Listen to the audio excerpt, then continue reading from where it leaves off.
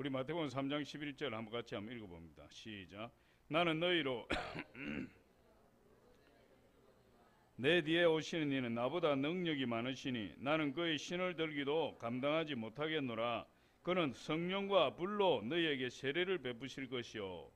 성령과 불로 세례를 베푸실 것이다. 그래서 성령 세례가 뭐 불 세례다 이렇게 보기도 하지만, 그러나 성령 세례를 받는데도 비둘기 같은 성령이 임하기도 하고 어떤 사람에게는 불 같은 성령이 임하기도 하고. 할렐루야. 근데 불은 능력을 이야기하는 거예요. 능력.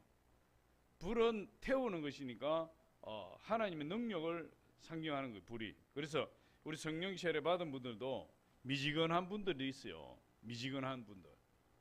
이번 4일 동안을 통해서 불을 받아야 돼요. 할렐루야. 불을 받아서 뜨거워져야 되고, 정말 성령을 받음으로 질병이 떠나가고 귀신이 떠나가고, 그리고 내가 뜨거워져서 정말 주님을 섬기는데 큰 기쁨이 우리 안에 임하게 되고, 그런 역사가 일어나야 돼요. 예수를 믿는 건지 안 믿는 건지 그냥 분간이 안 된다. 그러면 안 돼요. 그래서 이번 4일 동안에 저희들이 다 불을 받고, 성령 세례 못 받은 분들은 다 성령 세례 받고 그렇게 해야 됩니다. 이번에는 내가 우리 랑이, 서아, 경서 성령 받으려고 했는데 오늘 또 해프로 안 나왔나 보네.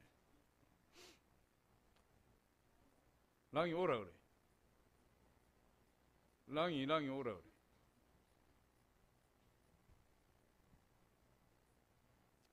하나님이 회개하면 다 성령을 줘요. 할렐루야. 그래서 우리 성령을 어릴 때 받으면 받을수록 좋아요.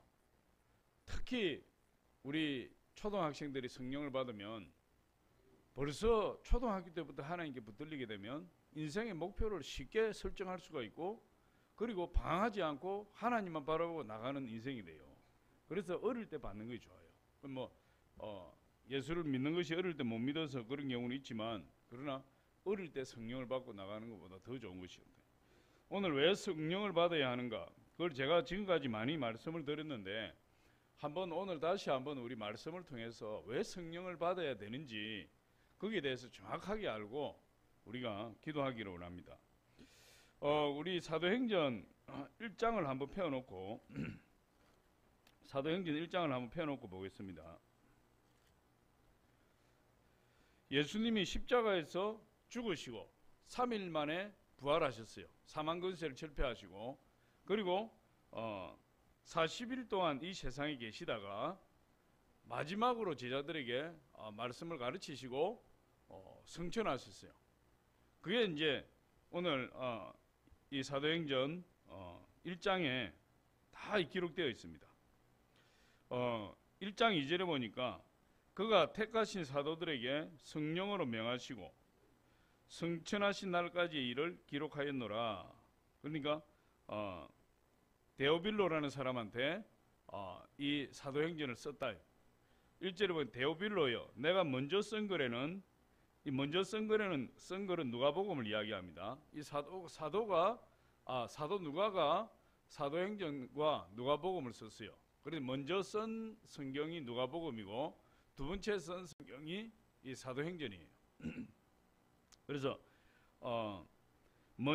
내가 먼저 쓴 글에는 무릇 예수께서 행하시고 가르치시기를 시작하신부터 그가 택하신 사도들에게 성령으로 명하시고 승천하신 날까지의 일을 기록하였노라.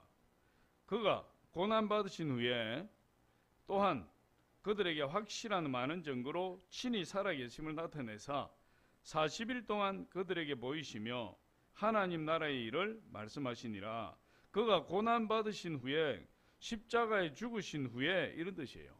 예수님이 십자가에 죽으신 후에 고난받으신 후에 또한 그들에게 확실한 많은 증거로 친히 살아계심을 나타내사 40일 동안 그들에게 보이시고, 십자가에 죽으시고 3일 만에 부활하셔서 부활하신 몸을 가지고 40일 동안 살아계셨다, 이 세상에. 그래서 제자들이 있는 곳에 예수님이 홀연히 나타나기도 하시고, 그리고 홀연히 사라지기도 하시고, 이제 부활체가 되셨기 때문에 시공간에 제약을 받지 아니하시고 이렇게 그냥 마음 드시는 대로 쑥 나타나셨다가 쑥 사라지고 이렇게 하시는 거예요. 그렇게 40일 동안 계셨다, 예수님이. 그리고 40일 동안 계시면서 뭘 가르쳤느냐? 하나님 나라의 일을 말씀하셨다. 그래서 예수님의 주 사역은 뭐냐? 하나님 나라의 일이에요. 하나님 나라. 세상 나라의 일이 아니고. 그래서 우리도 성령을 받고 하나님의 사람이 되면 이 세상의 일이 우리의 목적이 되는 것이 아니라 우리의 목적은 하나님 나라의 일이 우리의 목적이 돼요. 우리 삶의 목적이 돼요. 그래서 하나님 나라의 일을 말씀하시고 사도와 함께 모이사 그들에게 분부하여 이르시되, 이제 12제자에게 이제 마지막 유언을 주시는 거죠. 마지막 유언. 이 말씀을 하시고는 이제 승천하시니까 이때 뭐라고 말씀하시느냐? 예루살렘을 떠나지 말고 내게서 들은 바 아버지께서 약속하신 것을 기다리라. 요한은 물로 세례를 베풀었으나 너희는 몇 날이 못되어 성령으로 세례를 받으리라 하셨느니라. 그래서 예수님 승천하시기 직전에 마지막 제자들에게 주신 유언의 말씀이 뭐냐? 성령으로 세례를 받으라. 할렐루야. 성령으로 세례를 받아야 된다. 그 말씀을 주시고 예수님이 승천하시는 거예요. 10절에 보니까 9절에 이 말씀을 마치시고 그들이 보는데 올려져 가시니 구름이 그를 가리어 보이지 않게 하더라. 올라가실 때에 제자들이 자세히 하늘을 쳐다보고 있는데 흰옷 입은 두 사람이 그들 곁에 서서 이르되, 갈릴리 사람들아, 어찌하여 서서 하늘을 쳐다보느냐? 너희 가운데에서 하늘로 올려지신 이 예수는 하늘로 가심을 본 그대로 오시리라 하였느니라. 그래서 마지막 제자들에게 주신 말씀이 뭐냐? 예루살렘을 떠나지 말고 아버지 약속하신 것을 기다리라. 몇 날이 못되어 성령으로 세례를 받으리라. 그 말씀이에요. 그러니까 예수님이 성령을 받아야 된다고 이야기하는 거죠. 성령을. 그런데 그게 예수님 명령인데 지금 아직도 많은 경우에 성령에 대해서 강조 안 한다. 많은 경우. 그러니까 하나님 예수님은 잘 알지만 성령에 대해서 잘 몰라요. 근데 성령에 대해서 모른다는 건 정말 신기하지 않습니까? 성경에서는 예수 그리스도께서 그렇게 강조하시는 것이 성령님에 관한 건데, 그러니까 많은 분들이 그렇게 이야기해요. 예수 믿으면 되지. 아니 예수 믿고 주일날 와서 예배드리고 그러면 되는 거지. 또 뭐 성령을 받아야 됩니까? 우리는 성령에 대해서 모릅니다. 에베소 교회도 그랬잖아요. 성령에 대해서 모릅니다. 근데 성경을 보면 전혀 그렇지 않다는 거예요. 그래서 우리가 내가 예전에 신앙생활을 했던 교회에서는 전혀 성령에 대해서 말씀하지 않았습니다. 성령의 방언에 대해서도 들어보지도 못했습니다. 또 방언하라고 이렇게 담임 목사님 이야기하지도 않았습니다. 그런 교회들 많이 있어요. 근데 그건 왜 그러느냐? 성경을 보니까 우리는 모든 말씀의 기준이, 신앙의 기준이 성경이니까 성경의 권위보다 높은 거 없어요. 캐톨릭 교회는 성경보다 교회 전통을 더 권위를 둬요. 그래서 이단입니다. 교회 전통이 여러분 성경 말씀보다도 권위가 높으면 이건 이단이에요.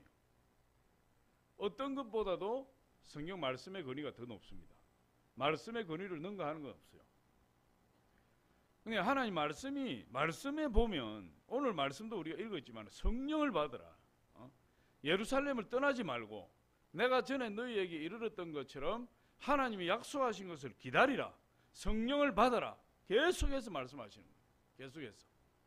그러니까 성령에 대해서 예수님이 그렇게 말씀하고 강조하시고 있기 때문에 우리가 성령에 대해서 반드시 성령 세례를 받아야 되고, 신앙생활 할 때 성령을 알지 못하고 성령을 받지 못하면 승리하는 신앙생활을 할 수가 없어요. 승리하는 신앙생활을. 제가 여의도 순복음교회 마지막 2009년 10월까지 2009년 맞나? 맞죠. 2009년 10월까지 제가 마지막 사역을 하고 저 송파동에 송파성전이라고 있어요. 거기서 마지막 이제 사역을 하고 이렇게 제가 개척을 지원해서 나왔는데, 저거 송파성전에서 제가 가락동하고 석촌동을 담당했어요. 가석교구라 해요. 가락동과 석촌동 일부. 롯데 그 뭡니까? 놀이공원 있는데 그게 우리 교구였어요.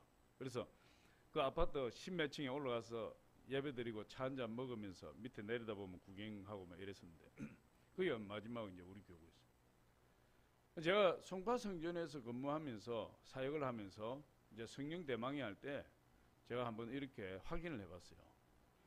여의도 순복음교회는 원체 성령으로 부흥한 교회예요. 성령으로 부흥한 교회. 그래서 뭐 여의도 순복음교회 오면 그 한참 뜨거울 때 80년대 90년대 초반에 들어오면 뭐 기도하다가 예배드리다 성령 다 받았으니까, 너무너무 뜨거웠으니까.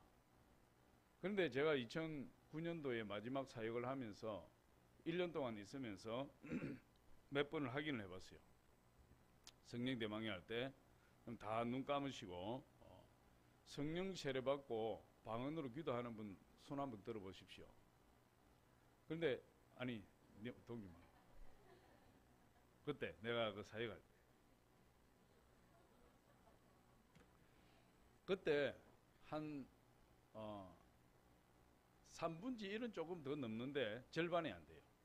그러니까 성령 세례 받고 그 여의도 순복음교회가 성령의 불같은 역사로 부흥한 교회인데 2009년도만 해도 성령 받고 방언하는 사람 손들어 보라니까, 눈을 다 감기고 손들어 보라니까 절반이 안 돼요.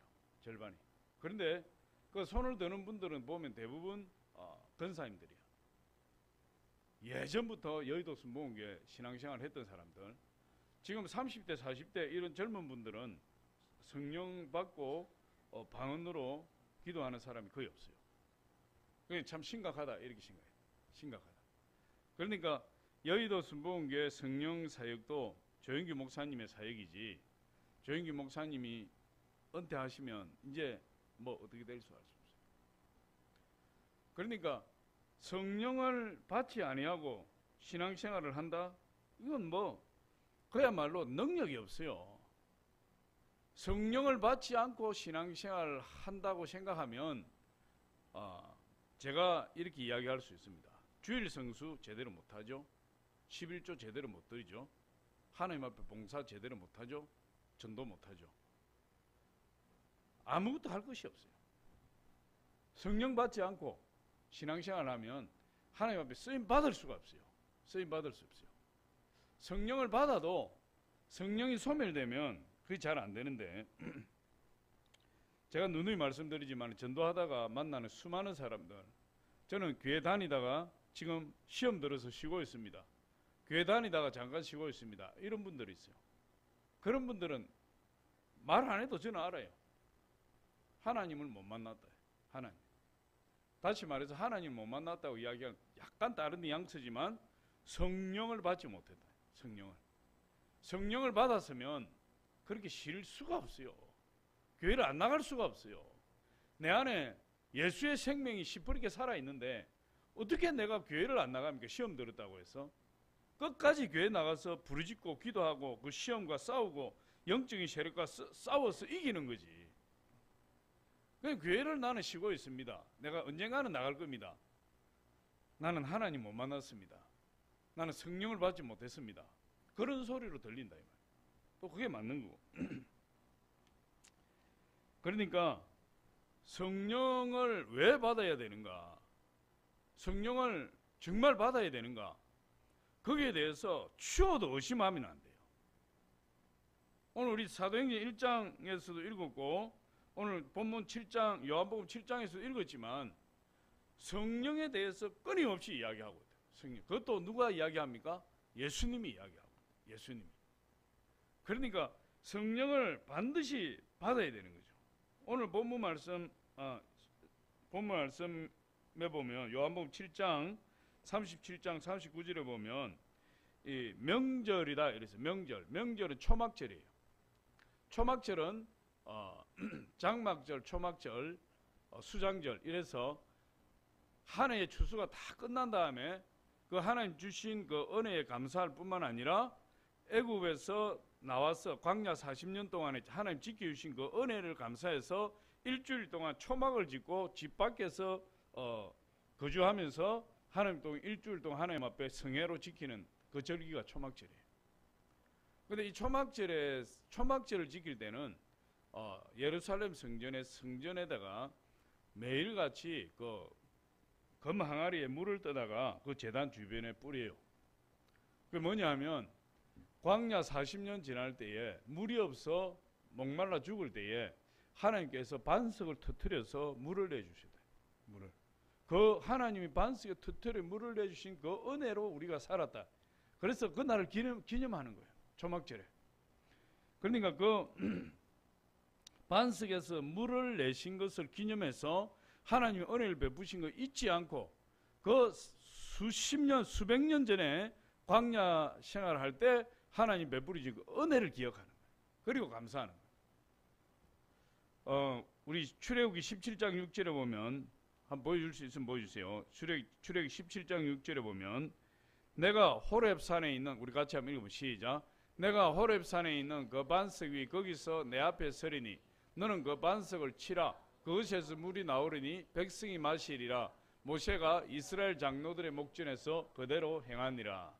이스라엘 백성들이 마실 물이 없어서 불평하고 모세를 대적할 때 하나님께서 모세에게 반석 앞에서 그 반석을 치라. 그래야 물이 나오리라. 그랬을 때 모세가 그 말씀에 순종해서 반석을 치니까 물이 나와서 모든 짐승과 이스라엘 백성 다 먹고 살았어요. 살아났죠. 그 은혜를 베푸신 그 하나님 기념하는 겁니다. 그리고 민수기 20장 11절에도 한번 보여주세요. 시작. 모세가 그의 손을 들어 그의 지팡이로 반석을 2번 치니 물이 많이 솟아나오므로 회중과 그들의 짐승이 마시니라. 여기서도 물이 솟아나왔어요. 근데 이 민수기 20장에서는 하나님 반석을 명하여 물을 내라 했는데 모세가 반석을 2번 침으로 인해서 하나님 앞에 범죄하게 되고 물이 나와서 이스라엘 백성과 짐승들은 먹고 살았지만 모세와 아론은 결국 가나안 땅에 들어가지 못하는 그런 심판을 받은 곳이 저곳이에요. 어쨌든 광야 40년 동안에 하나님께서 반석에서 물이 나오게 하심으로 이스라엘 백성과 모든 짐승이 다 먹고 살은 것을 기념하는 절기가 초막절이에요. 그런데 이 말씀을 하시면서 예수님이 요한복음 7장 본문 말씀에 뭐라고 말씀하시냐면 우리 한번 보여주세요. 요한복음 7장 37절로 39절 한번 보여주세요. 같이 한번 읽어봅니다. 시작. 명절 끝날 곧 큰 날에 예수께서 서서 외쳐 이르시되 누구든지 목마르거든 내게로 와서 마시라. 나를 믿는 자는 성경의 이름과 같이 그 배에서 생수의 강이 흘러나오리라 하시니 이는 그를 믿는 자들이 받을 성령을 가리켜 말씀하신 것이라. 여기까지. 그러니까 이 반석에서 물이 나와서 그걸 먹고 다 살았다. 이스라엘 백성들이. 그런데 그 반석에서 흘러넘치는 그 물을 뭐라고 이야기하냐면 예수님이 믿는 자들이 받을 성령이다 이렇게 이야기합니다. 그러니까 반석은 누구죠? 반석은 예수 그리스도예요. 반석은 예수 그리스도고 그 반석을 쳤을 때 그 반석 안에 고여있던 그 물이 흘러나오고 그걸 먹고 살게 되는데 그 물은 바로 성령을 상징하는 거예요. 성령. 그래서 초막절에 물을 갖다가 제단에 갖다 붓는 겁니다. 그날을 기념하는 거죠. 그래서 예수님께서 믿는 자들이 받을 성령을 말씀하신 것이라 이렇게 말씀하십니다. 그래서 예수님이 제자들에게 마지막으로 하신 말씀이 예루살렘을 떠나지 말고 아버지께서 약속하신 것을 기다리라. 근데 하나님이 약속하신 것은 성령이잖아요. 하나님 약속은 성령을 기다려야 된다. 성령을 받아야 된다. 할렐루야. 반드시 성령을 받아야 된다. 그러니까 이걸 볼 때 우리 예수 믿는다고 다 끝난 것이 아니에요. 예수 믿는다고. 그러니까 그냥 하나님을 제대로 만나지도 못하고 예수 믿고 주일날 쫄래쫄래 갔다가 쫄래쫄래 돌아오고 나는 이제 예수 믿는 사람이 되었다. 이게 끝이 아니라는 거죠. 이게 예수를 믿게 되었으면 반드시 성령을 받아야 된다. 성령을. 거기에 대해서 예수님이 이야기하는 거예요. 성령을 받으라. 이 성경 구절은 예수님이 이 사도행전 1장뿐만 아니라 이 요한복음 7장뿐만 아니라 다른 곳에서도 많이 말씀하셨다. 많이. 그 몇 가지만 보면 요한복음 14장 26절에도 보혜사 성령께서 오실 것이다. 보혜사 성령. 이 보혜사라는 말은 뭐라 그랬죠? 우리를 돕는 자, 헬퍼. 그 다음에 우리의 상담자, 카운셀러. 또 뭐 우리의 변호사, 로이어. 뭐 여러 가지로 나타나는 거예요. 보혜사 성령님이 우리에게 오셔서 우리를 돕는 거예요. 그 성령을 보내주실 것이다. 그 성령을 받아라. 그렇게 이야기하는 거죠. 그래서 성령이 오시면 우리에게 모든 것을 가르쳐 주시고 또 예수님이 말씀하신 그 말씀들을 다 생각나게 해 주실 것이다. 성령이 오셔야 하나님 말씀도 깨닫게 되고 성령이 오셔야 하나님 말씀 행간에 숨겨져 있는 그런 숨겨진 말씀도 내가 발견하게 돼요. 14장 요한복음 14장 26절 한번 보겠습니다. 시작. 보혜사 곧 아버지께서 내 이름으로 보내실 성령 그가 너희에게 모든 것을 가르치고 내가 너희에게 말한 모든 것을 생각나게 하시리라. 근데 성령을 받지 않으면 하나님 말씀을 깨달을 수가 없어요. 그래서 사람들이 나는 성경을 뭐 백독했습니다. 백독을 해서 모르는 성경 말씀이 없습니다. 그런데 사실은 모를 수가 있어요. 왜? 성령의 조명이 없이 그냥 읽는 것은 성경의 지식만 쌓는 거죠. 문자 그대로 지식만 쌓는 거예요. 그래서 옛날에 우리 때만 해도 공부를 좀 열심히 하고 영어 열심히 하는 사람들은 전부 성경 가지고 공부했어요. 성경 가지고 공부했는데 그 사람들이 그렇게 성경을 많이 읽고 공부를 많이 했으면 하나님 잘 믿어야 되는데 하나님 믿는 사람 별로 없잖아요. 그러니까 아무리 성경을 많이 읽어도 성령의 조명이 없으면 그 영적인 의무를 찾아낼 수가 없어요. 그래서 요한복음 14장 26절에도 보혜사 곧 아버지께서 내 이름으로 어떻게 하신다고요? 보내주신다. 성령을 보내실 성령이다. 아버지께서 내 이름으로 보내실 성령 그분이 오실 것이다. 그 성령을 받아라. 그래서 예수님이 보혜사 성령께서 오셔야 되기 때문에 자신이 떠나가는 것이 우리에게 더 유익하다 이랬어요. 그런데 예수님이 떠나가는 것이 남겨진 크리스찬들에게 훨씬 더 유익한 것이다. 그 성령이 오셔야 성령이 우리 안에 내주하시니까. 할렐루야. 그래서 예수님 그렇게 말씀해요. 요한복음 16장 7절 안 봅니다. 시작. 그러나 내가 너희에게 실상을 말하노니 내가 떠나가는 것이 너희에게 유익이라. 내가 떠나가지 아니하면 보혜사가 너희에게로 오시지 아니할 것이요 가면 내가 그를 너희에게로 보내리니. 그래서 예수님이 승천하시고 나서 제자들이 120명이 마가의 다락방에 모여서 아버지께서 약속하신 그것을 받기 위해서 예루살렘을 떠나지 아니하고 오로지 기도에 힘썼다. 그랬더니 10일 만에 기도한 지 10일 만에 성령이 불같이 임한 거예요. 아버지께서 약속하신 그 불같은 성령이 임하게 된 거죠. 그래서 꼭 성령을 받아야 된다. 이 성령은 어떤 분이냐? 거기에 대해서도 예수님이 말씀하시는데 성령은 삼위 하나님이시다. 성령은 삼위 하나님이시라. 성령이 오셔서 누구를 증거하시느냐? 예수님을 증거하신다. 성령이 오셔서. 우리 요한복음 16장 14절 한번 봅니다. 시작. 그가 내 영광을 나타내리니 내 것을 가지고 너희에게 알리시겠습니다. 예수 그리스도께서 말씀하신 것을 가지고 성령이 우리를 가르치고 생각나게 해주신다. 그러니까 성부, 성자, 성령 삼위일체 하나님이 삼위 하나님이시지만 그 권위와 질서에 따라서 자기 역할을 분명하게 제안했대. 성령도 예수님이 가르치신 말씀만 전달하고 예수님이 가르치신 말씀만 생각나게 하시는 분이에요. 성령께서 그 이상을 벗어나지 않는 겁니다. 예수님은 하나님이 명령하신 말씀만 이 세상에서 순종하신 분이 그 이상 벗어나지 않아요. 그래서 예수님은 하나님이 말씀하신 십자가를 지시고 죽으시고 승천하신 그 사역을 이룬 거예요.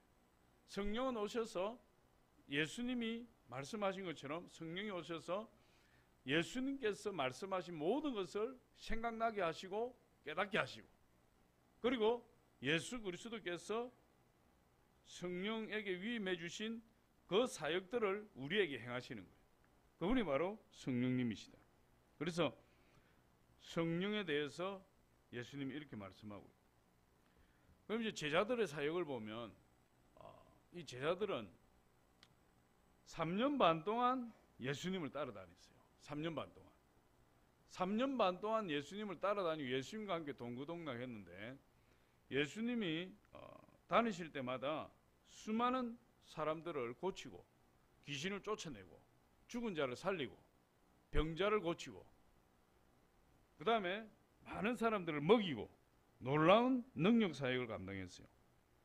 그런데 그 제자들이 그 예수님과 함께 3년 반 동안 그런 기적들을 체험하고 또 본인들도 나가서 직접 기적을 행하기도 했는데, 예수님이 십자가에 못 박히고 나니까, 체포되고 나니까 그 제자들이 다 도망갔어요. 하나같이 다 도망쳤다. 예수님이 십자가에 못 박혀 죽으시고 나니까 다 떠났어요. 베드로를 비롯해서 그 어부 출신들은 다 갈릴리 바다로 고기 잡으러 가버리고, 그 3년 반 동안 제자 훈련 받고 그렇게 했는데도 다 떠났어요. 뿔뿔이 흩어졌어요. 그리고 혹시나 자기들도 로마 군병들이나 유대인들이 잡혀서 예수님처럼 십자가 못 박혀 죽을까봐 전전긍긍하면서 숨어서 도망다니. 그렇게 전혀 예수님이 죽으시고 나서 이들의 능력이 전혀 나타나지, 아주 유약한 모습을 보여요.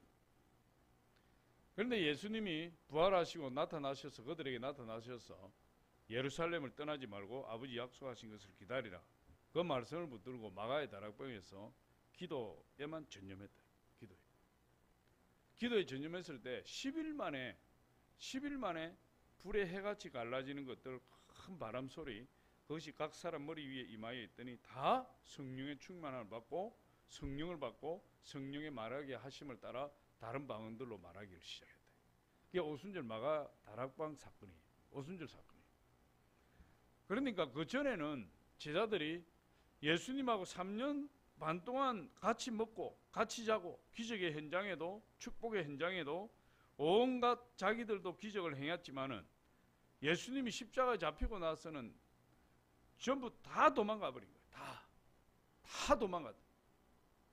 능력이 없어요. 능력이.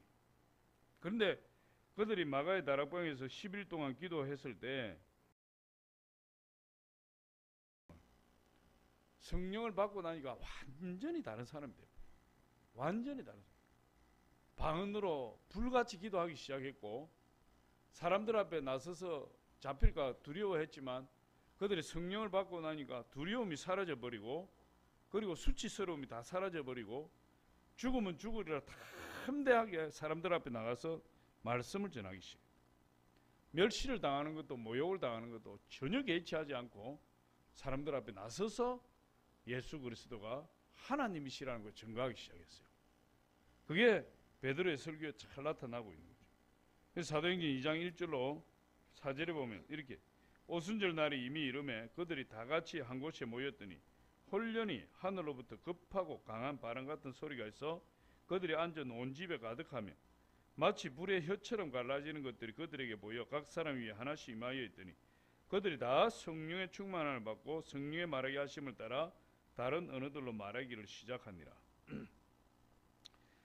그러니까 성령이 기도할 때 온전히 기도할 때 10일 동안 쉬지 않고 부르짖어 기도할 때 불같은 성령이 그들에게 임했다.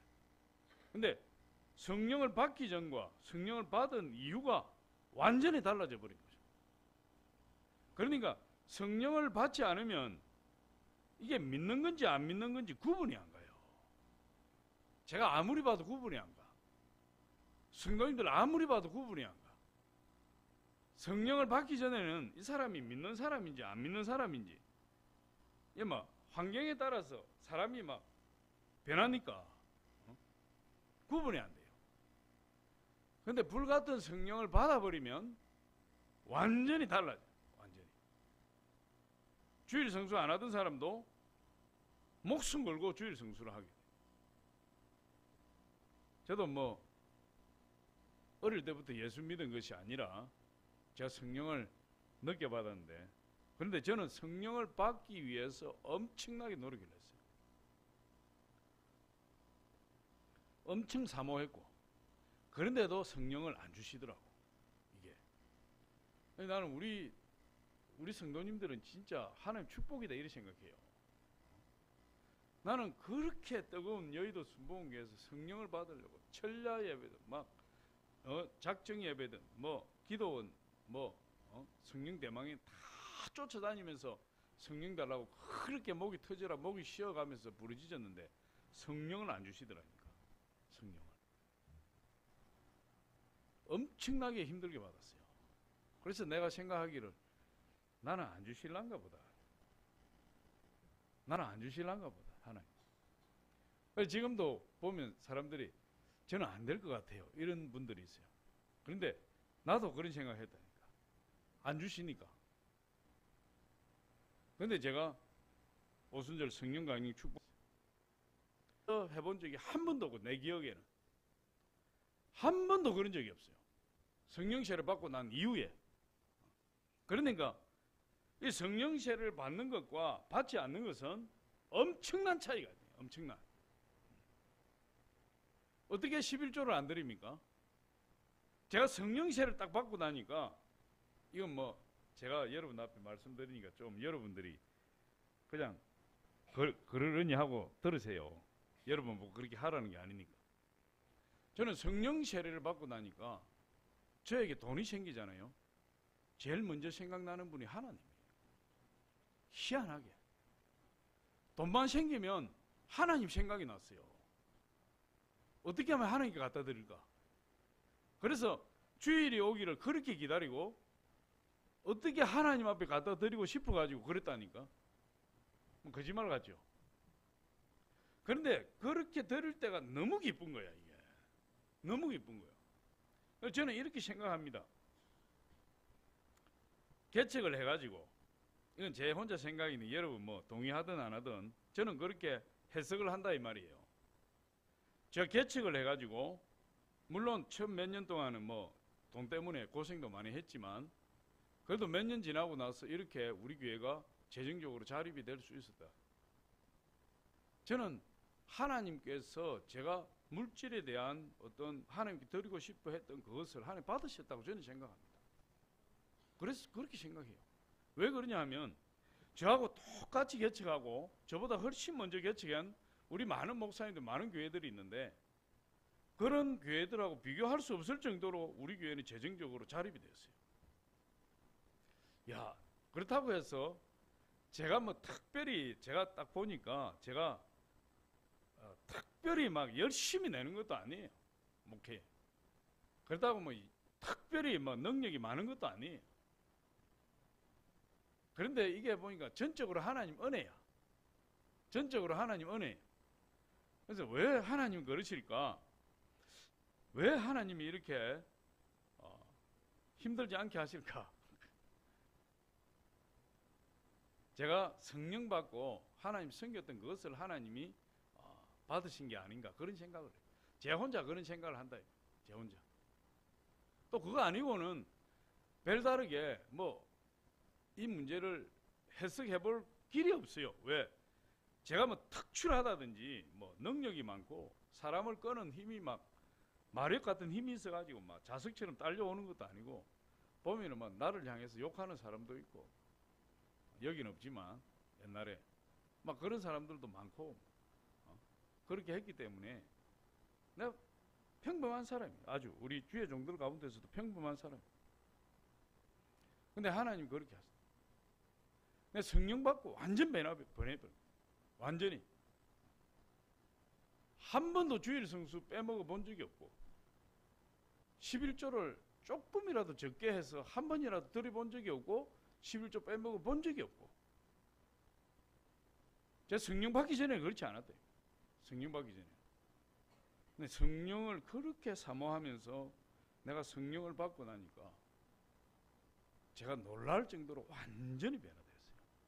그래서 제가 주의 종이 된 겁니다, 사실은.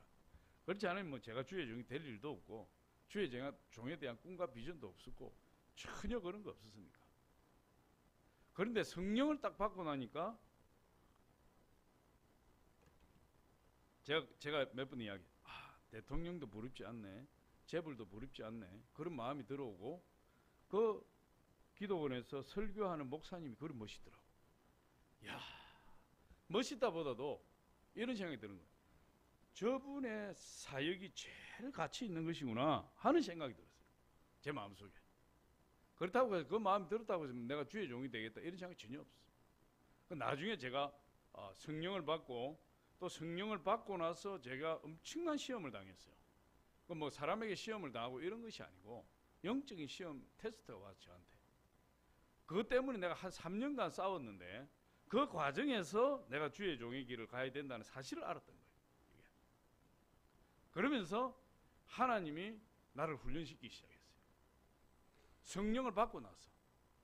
그러니까 주의 종으로 부름받는 사람이 있다면, 만약 저처럼 하나님 역사하신다면 성령을 받고 나서 연단에 올 수도 있어요.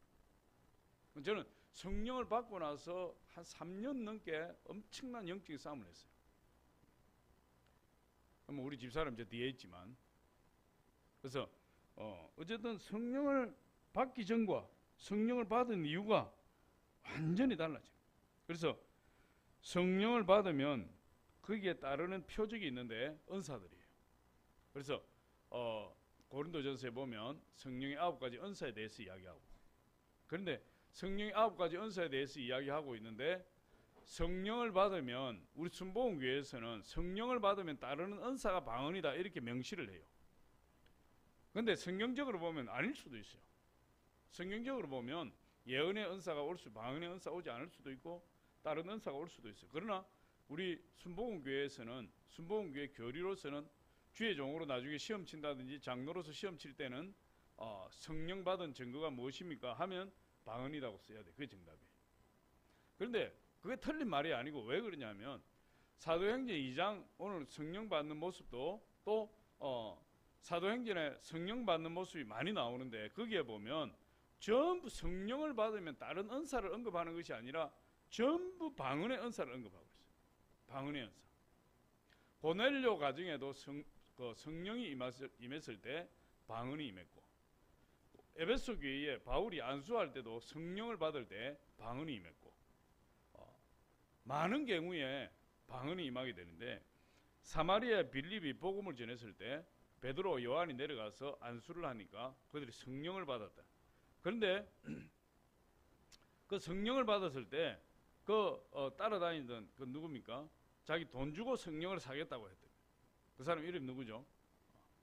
그런데 성령을 받았는데 무엇을 보고 성령 받은 표적을 알 수 있냐 이 말이에요. 무엇을 보고? 예언의 은사를 보고, 신의 은사를 보고, 뭐 그럴 수도 있겠지만, 그러나 일반적으로 볼 때 성령을 받고 나면 방언의 은사가 나타나는 거예요. 방언하는 것을 보고 그 능력을, 성령 받게 하는 능력을 사겠다고 이야기를 한 거예요. 그래서 저주를 베드로가 저주했는데 그 회개해서 다시 회복이 되었지만, 성령을 받으면 반드시 방언이 나타나게 되고, 방언을 받는 순간 사람이 변하게 돼요. 마가의 다락방에서 10일 동안 기도해서 불같은 성령을 받았는데, 그들이 성령을 받자마자 방언을 했어요. 방언을 하면서 뛰쳐나가서 수많은 사람들에게 복음을 전하게 되는데, 그들이 다 방언으로 기도할 때 16개국에서 디아스포라들이 예루살렘에 모였는데, 그 16개국의 언어들로 다 알아들을 수 있도록 방언 기도를 해버렸다. 방언 기도를. 그러니까 16개국에서 온 디아스포라들이 깜짝 놀라는 거죠. 아니, 저들이 우리말을 어떻게 아는 거지? 저들이 우리말을 어떻게 알아서 우리말로 기도하는 거야? 이렇게 돼버려요. 근데 그 사실은 제자들이 그 16개국어를 알아서 기도한 것이 아니라 방언으로 기도하니까 방언의 통변이 임해서 듣는 사람들이 다 알아들어요. 방언이 반드시 우리 성령을 받으면 방언이 나타나게 된다. 그래서 그날 그 베드로의 설교를 통해서 회심한 사람이 3,000명이었대요. 놀라운 역사가 일어난 거죠.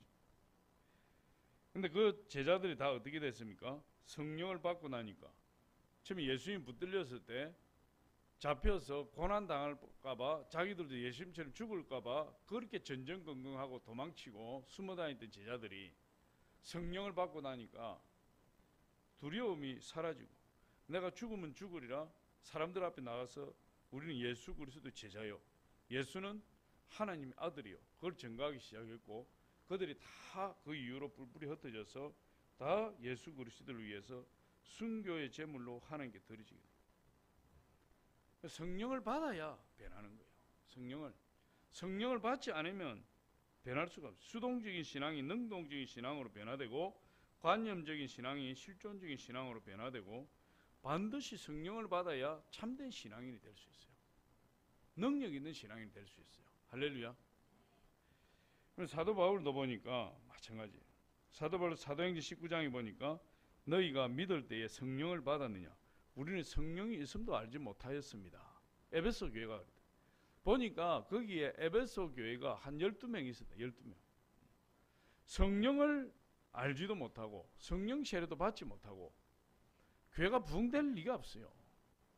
부흥이 안 되는 거예요. 그래서 이 사도 바울이 그들에게 안수하니까 그들이 성령을 받고 방언을 하게 되는데 12명이 되었다. 12명. 그 에베소 교회가 대학자였던 아볼로가 가르쳤던 교회예요.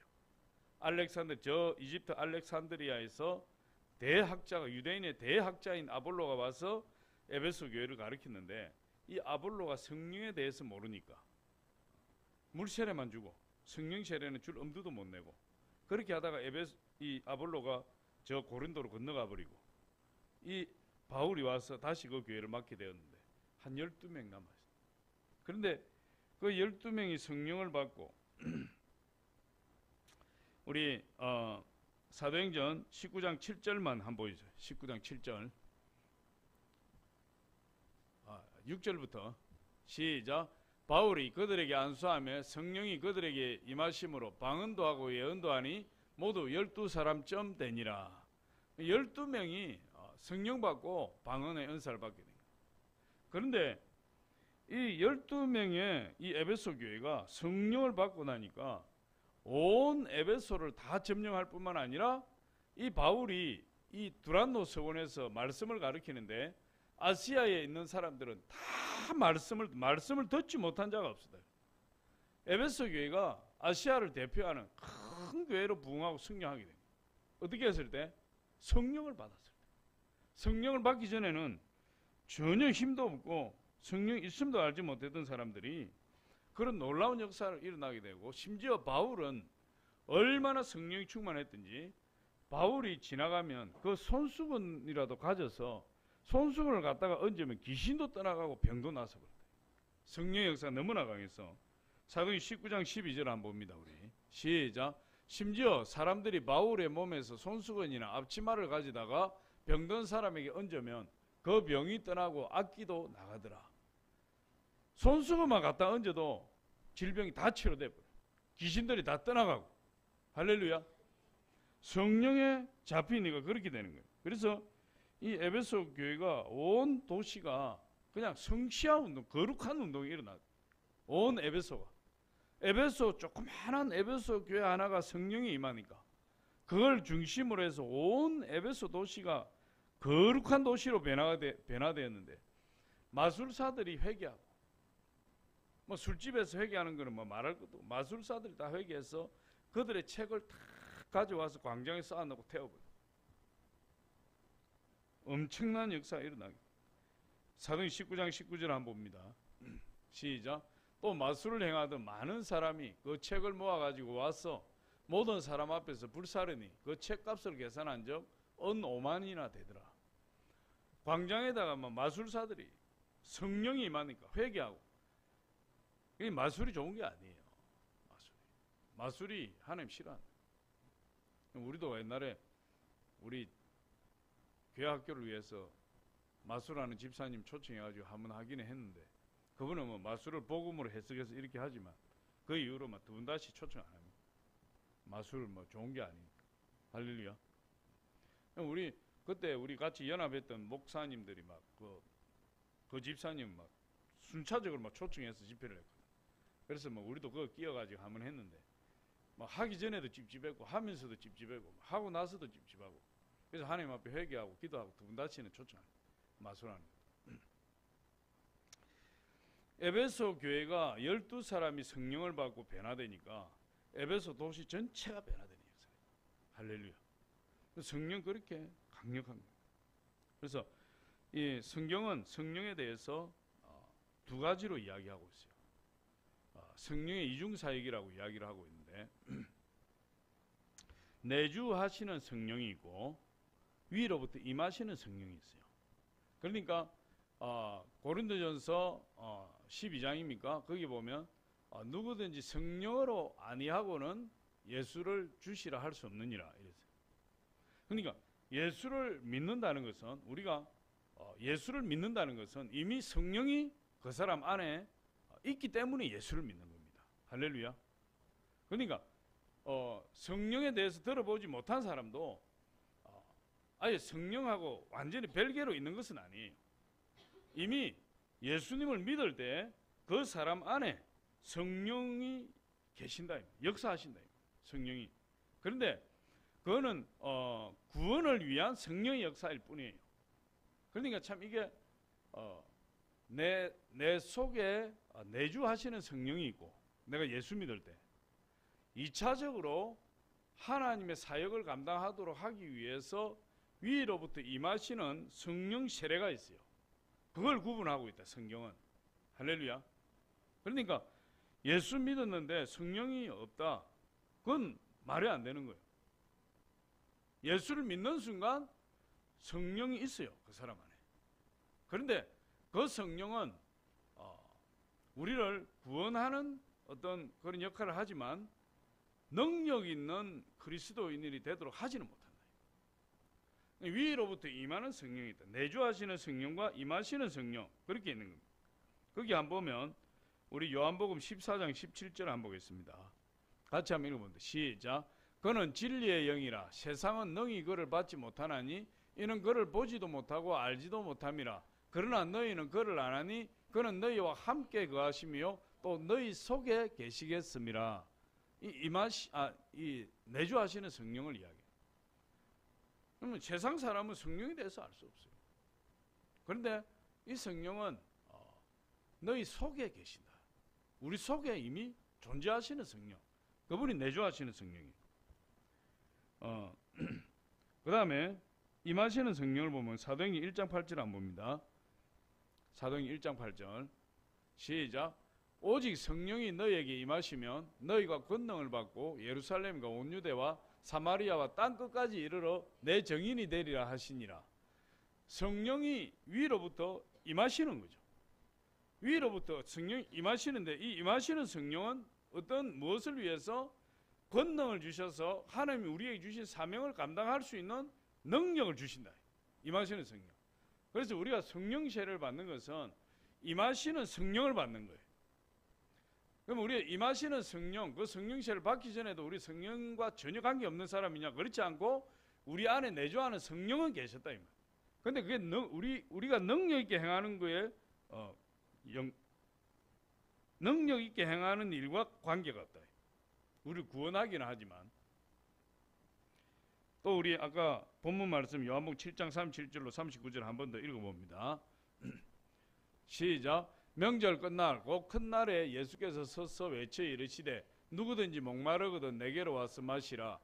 나를 믿는 자는 성경의 이름과 같이 그 배에서 생수의 강이 흘러나오리라 하시니 이는 그를 믿는 자들이 받을 성령을 가리켜 말씀하신 것이라. 예, 여기까지.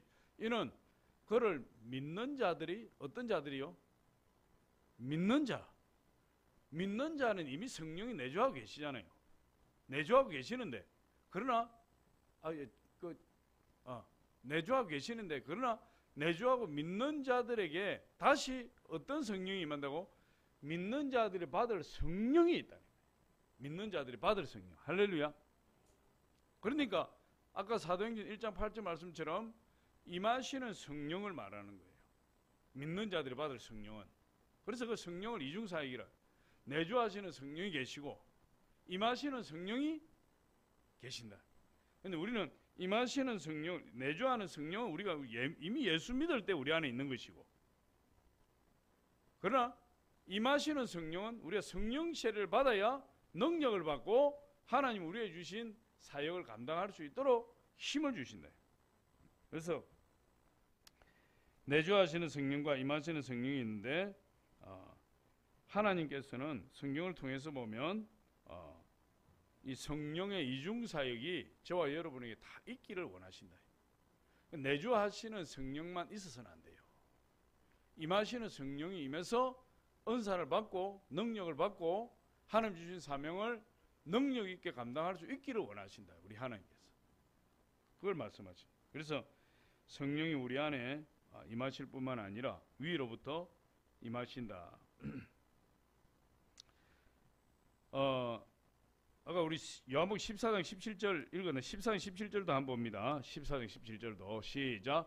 그는 진리의 영이라 세상은 능히 그를 받지 못하나니 이는 그를 보지도 못하고 알지도 못함이라. 그러나 너희는 그를 아나니 그는 너희와 함께 거하시며 또 너희 속에 계시겠음이라. 아까 읽은 건데 내주하시는 성령. 그 다음에 사도행전 1장 8절에 임하시는 성령. 아까 요한복음 7장 37절로 39절에 믿는 자가 받을 성령, 임하시는 성령, 거기에 대해서 이야기하고 있어요. 그래서 예수님이 그 사마리아 여인에게도 우물가에서 만난 사마리아 여인에게도 예수님이 그 여인을 구원하시게 되죠. 구원하시면서 그 사마리아 여인에게도 그 속에서 영생하도록 솟아나는 샘물에 대해서 이야기하고, 그것도 내주하시는 성령이에요.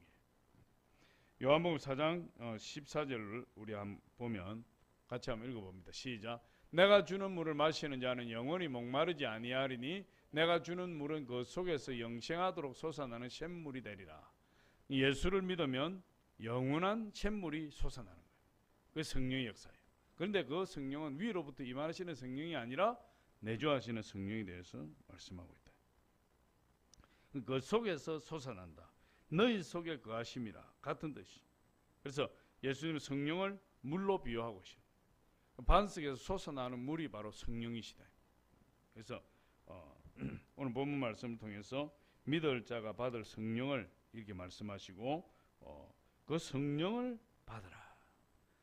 하나님이 그 성령을 받으라 이렇게 말씀하시죠.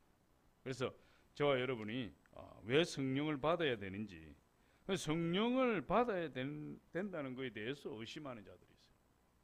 근데 오늘 우리가 성경을 통해서 왜 성령을 받아야 되는지 거기에 대해서 우리가 알아보았고, 사도행전 우리 2장 38절 한번 보겠습니다.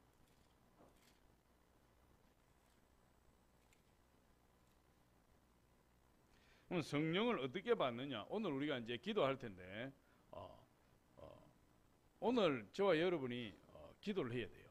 오늘부터 이제 기도를 해야 돼요. 적어도 우리가 기도를 해서 오늘 성령을 하나님 부어주시는 분도 계시고 또 재충만 받고 불 받을 분들도 계신데 어떻게 기도해야 되느냐?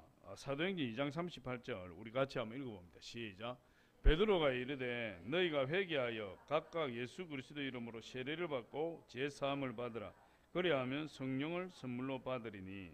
그래서 성령을 받는 방법에 대해서 이야기하죠. 그리하면 성령을 선물로 받으리라. 성령 세례를 주리라 이런 뜻이에요. 그러니 첫 번째는 뭡니까? 너희가 회개해요. 회개. 오늘부터 우리 4일 동안 회개 기도를 해야 돼요. 회개 기도.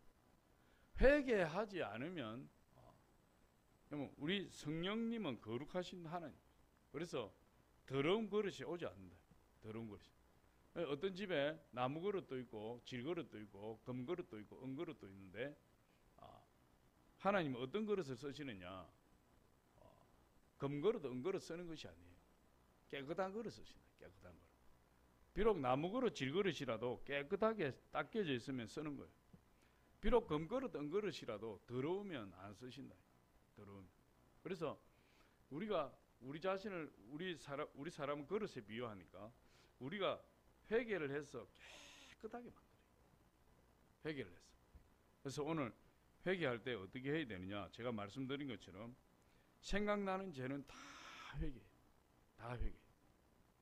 남을 미워한 거 큰 죄입니다. 남을 미워한 거. 남이 안 듣는 줄 알고 욕한 거 큰 죄예요. 엄청난 큰 죄.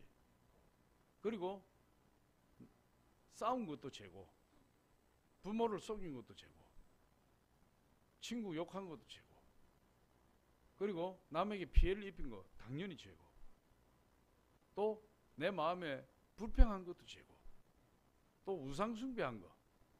우리 조상 때로부터 유교를 믿고 불교를 믿고 우상 숭배한 거 다 죄입니다. 그런 거 철저하게 회개해야 돼. 오늘 회개 안 되면 내일 또 하고, 내일 안 되면 모레 또 하고, 안 되면 그 다음날 또 하고. 회개를 이번 성령 충만 성령 대망의 기간에 다 회개가 안 되면은 그 다음날 또 하고. 회개를 철저하게 해야 돼요. 철저하게. 그리고 그 중에서도 가장 큰 죄가 뭐냐? 예수님 안 믿은 거. 예수를 믿어도 주일 성수 빼먹은 거. 11조 제대로 안 한 거. 11조를 해도 온전하게 하지 못한 거. 그런 거 다 죄고, 가장 큰 죄는 내가 예수님 안 믿은 거. 예수 믿지 않은 거. 예수 믿는 사람 욕하고 핍박한 거. 예수 믿는 사람 못마땅하게 생각한 거. 그런 죄가 제일 큰 죄예요. 사람 죽인 죄보다도 예수님 안 믿고 예수 믿는 사람 핍박한 죄가 더 커요. 그런 죄들에 대해서 철저하게 회개해야 돼. 할렐루야.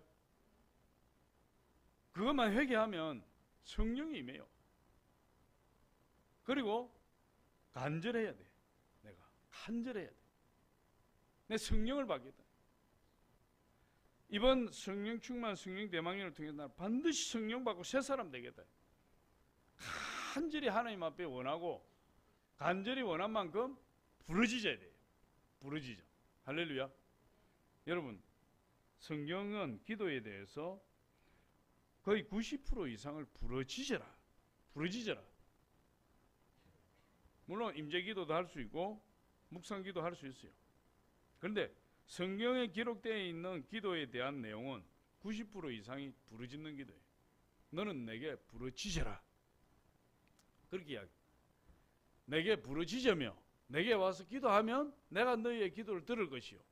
너는 내게 부르짖어라. 내가 내게 응답하겠고 내가 알지 못하는 크고 은밀한 일을 내게 보여주리라. 부르짖어라. 그래서 이런 부르짖을 때 주여를 많이 주여. 이게 방법을 제가 가르쳐 주는 겁니다.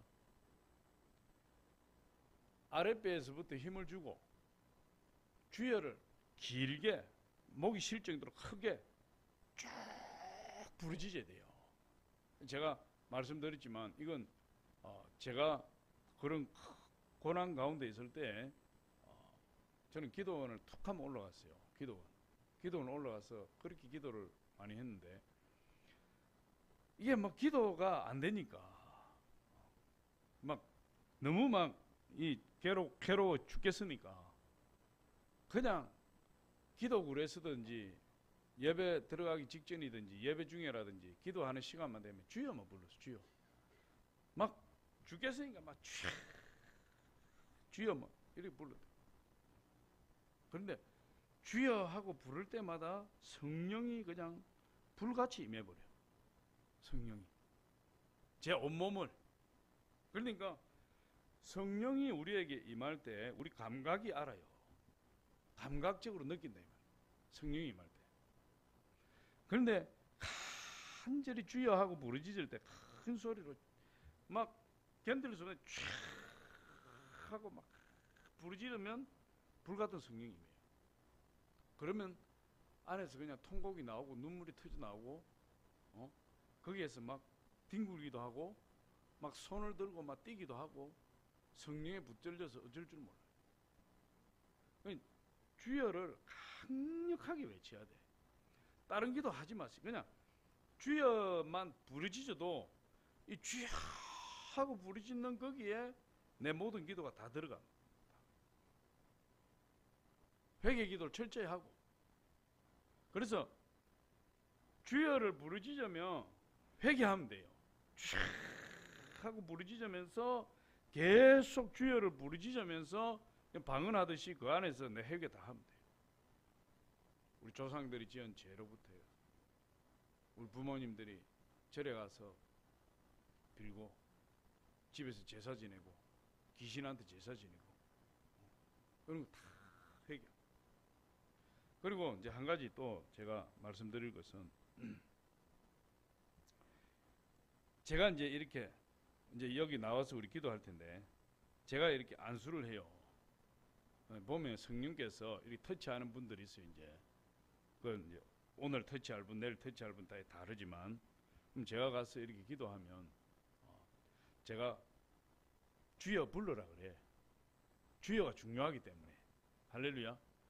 그러면 주여를 외치셔야 돼. 주여를. 근데 주여라는 말을 못해요. 마귀가 막는 겁니다. 할렐루야. 마이크를 대고 주여 부르세요. 크게 부르세요.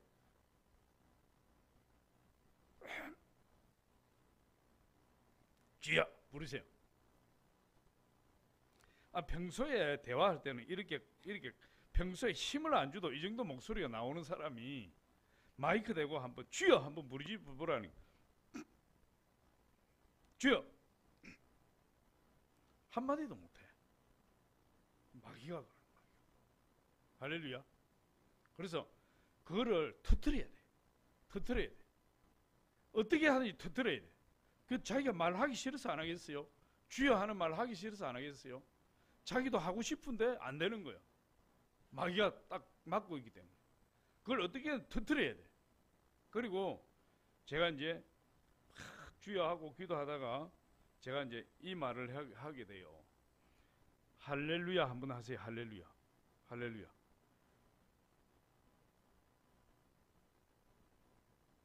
미국에 큰 교회를 하는 목사님이 최자실 목사님 살아계실 때 최자실 목사님 미국에 가서 부흥회를 했어요. 부흥회를 했는데 최자실 목사님 그런 이야기를 했습니다. 성령이 임할 때 계속해서 우리말로 기도하지 말고 성령이 임한 분들은 할렐루야를 한번 하세요. 그랬어요. 그러면 방언이 터질 겁니다.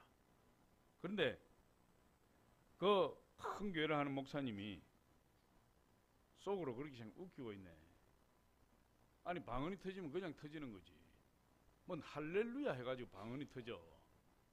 그래서 이분이 아예 따라 안 하고 고집 피운 겁니다. 그런데 많은 사람들이 할렐루야를 통해서 성령을 받고 방언을 받고 이렇게 해서 집회가 끝났는데 이분은 못 받았어요. 근데 이분이 성령 충만하지 않는 것이 아니에요. 이 목사님이 성령 충만한 목사님인데 최슬 목사님이 한국으로 돌아가 버리고 이분이 그렇게 방언을 받으려고 성령 충만하고 막 기도를 그렇게 많이 하면서 부르짖었는데도 도저히 방언이 임하지 않는 거예요. 하다 안 돼가지고 그 최다실 목사님 몇 년 전에 부흥에 와가지고 할렐루야를 한번 하세요. 그게 생각이 나서 성령 충만할 때 할렐루야 했는데 입이 막 털어지고 방언이 터져버리는 거예요. 그게 왜 그러냐 하면 우리 하나님은 인격적인 분이에요. 인격적인. 그래서 내가 끝까지 한국말로 기도하겠다 하면 하나님 한국말로 하게 해요. 그런데 내 혀를 하나님께 맡겨, 할렐루야 이 말은요, 내 혀를 하나님께 맡깁니다 이런 뜻이에요. 그냥 할렐루야 하면 하나님이, 이미 성령이 와 있는 사람은 할렐루야 하는 순간에 혀를 꽈버려요. 랄랄라 꽈버려요. 이렇게. 그러니까 고집 피우지 마세요. 고집 피우지 말고, 제가 안수하면 주여 부르짖으세요, 주여 하세요 막 이렇게 해서 제가 봐가지고 성령이 임한 분들이 있어요. 그러면 할렐루야 하세요. 할렐루야 하면 그냥 할렐루야 따라 하면 돼요. 내가 그럼 억지로 할렐루야 하면서 내가 방언을 흉내낸다 이런 거 전혀 아닙니다. 저는 흉내를 많이 내봤는데, 저 집사람이 저 뒤에 있는데 흉내를 내서 그 몇 음절을 기억해서 베란다에 쫓아나가서 잊어먹기 전에 그 방언을 흉내내고 했는데, 한 10초 20초 하면은 잊어버릴 뿐만 아니라 혀가 굳어서서 말이 안 나와요. 방언이 안 돼요 절대로. 그런데 전혀 걱정할 필요 없어요. 제가 할렐루야 하세요, 할렐루야 하면 돼. 그러면은 그 할렐루야 소리 들어보면 이게 하나님 지금 방언이 임했는지 아니면 좀 더 해야 되는지 제가 알아요. 하나님 가르쳐줘요. 그러면 제가 좀 더 기도하세요. 그러면 아직 안 됐다는 거예요. 하나님 주셨습니다. 계속 방언으로 기도하세요. 그러면 하면 돼요. 그럼 하나님 주신 거예요. 할렐루야. 그리고 또 한 가지 우리가 알아야 될 게, 이 성령을 받고 방언을 받는 것은 엑스타시에 빠지는 게 아니에요. 황홀경에 빠지는 게 아니에요. 할렐루야. 많은 사람들이 성령을 받고 방언이 터지면은 뭐 황홀경에 빠져서 막 비몽사몽간에 하는 줄 알아요. 전혀 그렇지. 우리 하나님은 인격적인 분이에요. 할렐루야. 철저하게 우리 이성을 지켜주시는 하나님. 그래서 내가 방언을 하다가도 정신이 말짱한 상태에서 성령이 우리 입술을 붙들어서 방언을 하게 하시는 거지, 내가 방언을 하다가도 내가 그만해야 되겠다 하면 딱 멈춥니다. 내가 또 해야지 하면 또 하게 돼요. 우리 성령님이 우리를 존중하시는 분이에요. 할렐루야. 그래서 황홀경에 빠져서 내가 막 비몽사몽간에 내가 아는 듯이 모르듯이 하는 그런 사이에 내가 방언을 하고 막 계시를 받고 이렇다고 생각하는 분들이 있는데, 그렇지 않다는 거. 맑은 정신으로 한다는 거. 할렐루야.